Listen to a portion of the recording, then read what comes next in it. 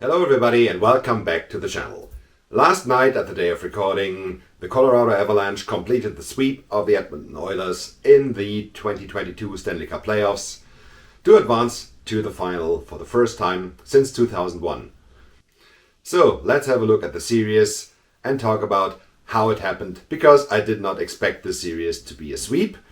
I might have picked the Avalanche to win, but at least I expected the Oilers to be better, to pull at least one, most likely two wins in the series. Obviously, it didn't happen. The Avalanche were the better team, so let's have a little look at the numbers and talk about the series. So here are the numbers. Congratulations once again to the Colorado Avalanche for advancing to the Stanley Cup Finals in 2022. This is how it happened. Game 1. The Avalanche won in a wild shootout game with a score of 8-6.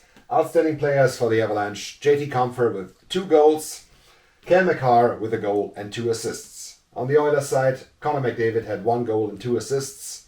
Ryan Nugent-Hopkins, 1 goal, 1 assist. The Oilers showed a lot of fight. They were down 7-3, almost came back. The empty netter then sealed it with an 8-6 win for the Avalanche. It was a very entertaining, very interesting game. As mentioned, the Oilers showed a lot of fight, but they fell short. Game 2 was a totally different story. The Avalanche dominated from the get-go. They won in the end 4-0. Nazem Kadri stood out with 3 assists for Colorado. Mikko Rantanen, 1 goal, 1 assist. Finally, getting Rantanen going was very important for the Avalanche and will stay important in the Stanley Cup Finals. Game 3, 4-2 win for the Avalanche. The Oilers had the very early lead. I think it was, 30 seconds into the game when McDavid scored to give the Oilers lead. The Avalanche came back. They took the lead 2-1. The Oilers then got the equalizer, but in the end the Avalanche won it 4-2. Valeri Nichushkin, 2 goals. Devon Taste with 2 assists for the Avalanche. The Oilers had a goal by Connor McDavid and a goal by McLeod. It was not enough. Game 4, last night, a 6-5 overtime win for the Colorado Avalanche.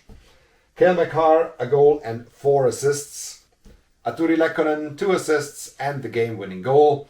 And, 1 second please, it was June 24th, 2021, when Artturi Lehkonen played for the Montreal Canadiens and scored the game-winning overtime goal to send them to the Stanley Cup Final against the Vegas Golden Knights. He did it again, scoring a serious clincher in overtime 2 years in a row. I don't know if this has ever happened in the history of the NHL. It's at least very, very rare. The Oilers, who had a 3-1 lead last night and were unable to protect it, they had a 4-2 lead in the second. They had a 4-2 lead in the third period and could not protect it. The Avalanche came back, took the lead 5-4. The Oilers scored the late goal to send this game into overtime, but then the Avalanche just took over again. For the Oilers, Leon Draisaitl had 4 assists, although he played through a lot of pain. At the time of recording, we don't know which kind of injury he had, but he had an injury. Connor McDavid, a goal and 2 assists. Altogether, the Oilers fell short 6-5 and the Avalanche swept the series. Altogether, the Avalanche outscored the Oilers in 4 games, 22-13. So it's almost double the goals. In these 4 games, the Avalanche scored an average of 5.5 goals per game. In the first two rounds, they had an average of 4.3 goals per game. So this came up. The Avalanche elevated their game in the conference final. The Oilers, on the other hand, had 3.25 goals per game in this series. In the first 2 rounds, they had an average of 4.33 goals per game. So this came down significantly as well, as the goals average of the Avalanche rose. Was it just goaltending for the Oilers? No. I think maybe Dominik Hasek in his prime, when he was unbeatable, could have stolen the series for the Edmonton Oilers, but I think no other goalie in the game could have stolen the series for the Oilers. Might it be Marty Brodeur? Might it be Patrick Roy? No way. Mike Smith did the best he can. He had not the best series. Yeah, sure, but the defense let him down, definitely, allowing 5.5 goals per game in the conference final. That's a statement set by the Avalanche. So, was it Mike Smith's fault? No.